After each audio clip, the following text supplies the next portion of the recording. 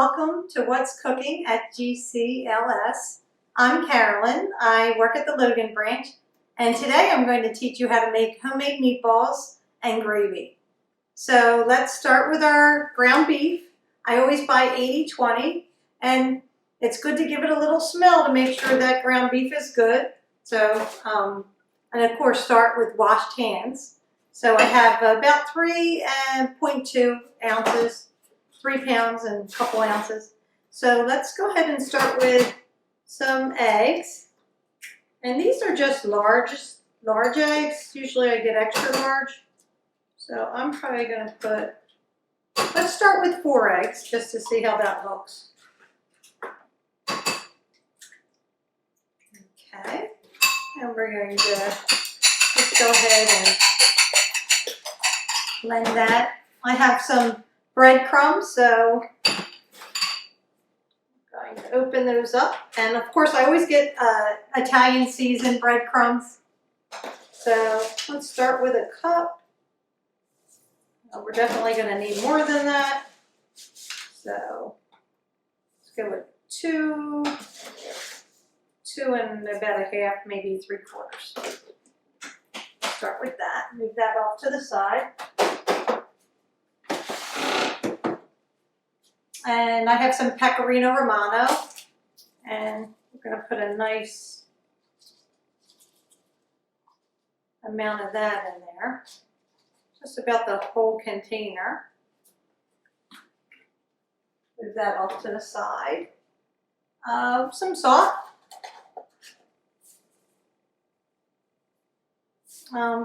Maybe that was about a tablespoon, you think? And some pepper. Well, I guess I could measure it for you, just so we know. I have a little measuring.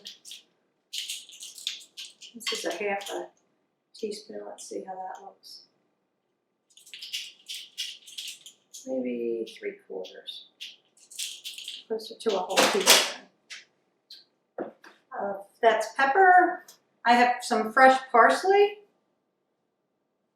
Maybe about a half a cup.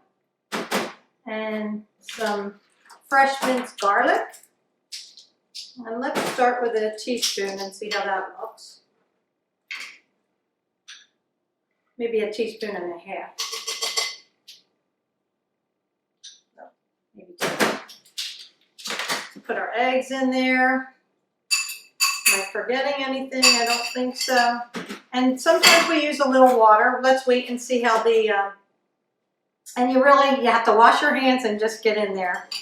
So you want to lightly kind of move it around, because you don't want to make it too tight and make it hard. You don't want your meatballs hard. So already I can see that this is a little dry. I'm going to add some water. I have about half a cup here, so let's just add the majority of it. And I think what we're going to need is more eggs, because they are just large eggs. Let's put the rest of that water in.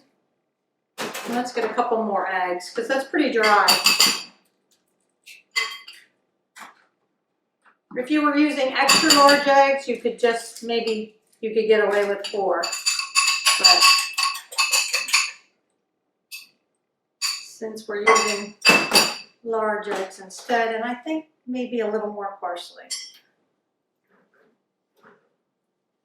Yeah, that's definitely looking better.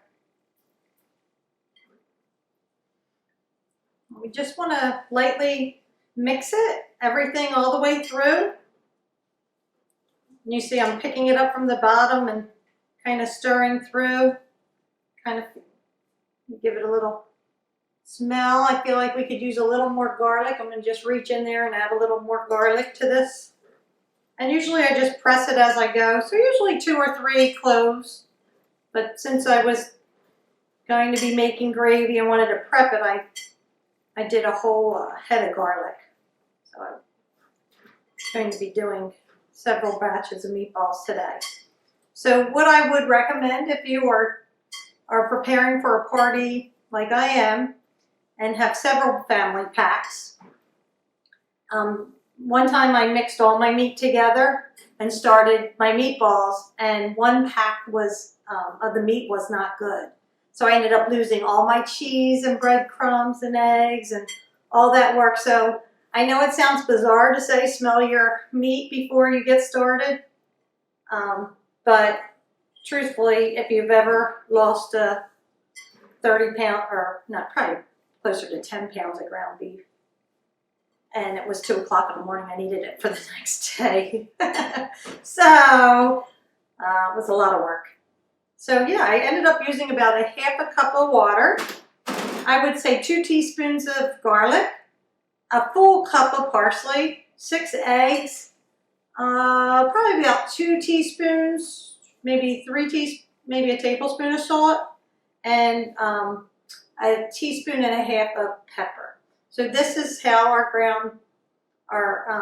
meatball looks. So let's move this stuff out of the way and I'll show you a really nice trick. Put my stove on, bake 350. And that was bake 350, and I have my racks at 2 and 4. So not at the very tippy top and not all the way at the bottom. And if you're gonna make meatballs like Grandma made them, you're gonna fry your meatballs. But you're going to be over the stove for a while, but they do taste delicious. So if you have the time and inclination to fry your meatballs, you can just heat up a skillet and fry them, and they'll be delicious. So we just use a regular cookie sheet, and then we're going to take, about that much, and just roll it very lightly. You don't want to smash it. Again, you want your meatballs to be tender and soft when they cut. So we're going to go ahead and do this, and then we'll pop them in the oven at bake 350. So I'll show you what they look like when they come out. Hi, and we're back. Here's the meatballs coming out of the oven, and as you can see, halfway through I flipped them over so that way they're brown on both sides. I'm going to just put them. So normally I would make my meatballs and sausage and gravy in a pot, but because I'm doing so many, such a big batch, and it's so much easier just to put it in the oven, I'm using my turkey pot, or my turkey pan. So you can put all your ingredients, and I'm going to use these meatballs, take them off of here, put all your ingredients into your roasting pan, and then put it in the oven at bake 350, and you can bake it at least 3 hours, I would say, to make it nice and like old-fashioned gravy. So let's see. I finished the meatballs, so we are going to add to our gravy crushed tomato. So I want to make sure I have all my tomato. I opened 12 cans. I'm going to have about 200 meatballs and 5 pounds of sweet sausage. I just want to make sure it all fits in this roasting pan.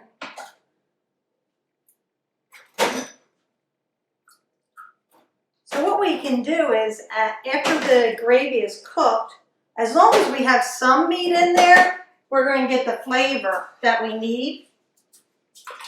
So I'm just, as long as I have some of my meatballs in there.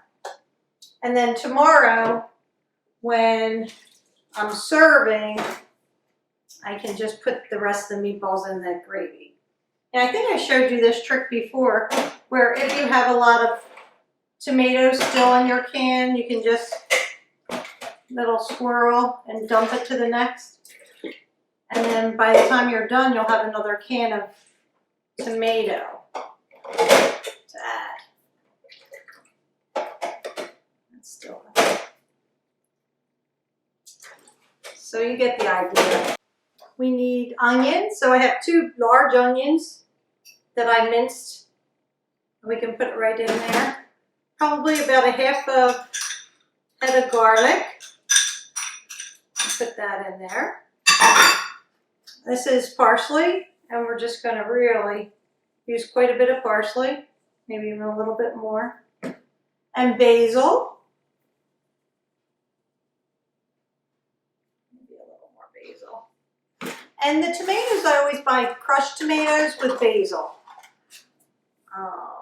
Unless I'm making my own, which I always add basil to. A nice, maybe bit of salt. And then we need some pepper. Okay. And now we need to be able to put some sausage in here too. So I grilled my sausage. I use Italian sweet sausage. So I grilled it.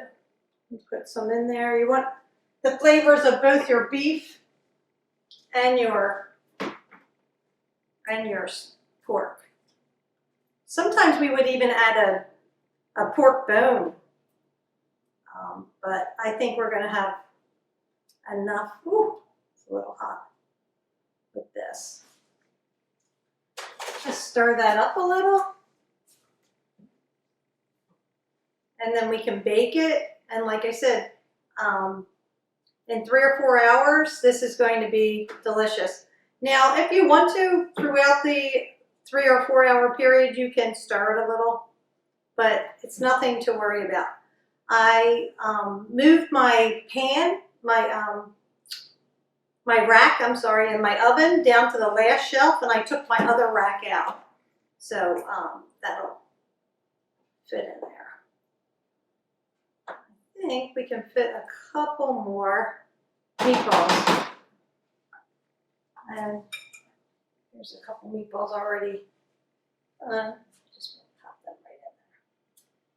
And like I said, tomorrow when I go to serve this, I'll just dump this nice gravy right over top and let that warm through. I think that'll give us some good flavor. Okay, so I'm going to pull that out in a few hours and we'll have some delicious, let's see if you can see that better. We'll have some delicious meatballs and sausage and gravy. Thanks so much for joining me for this edition of What's Cooking at GCLS. Thanks so much. Bon appetit.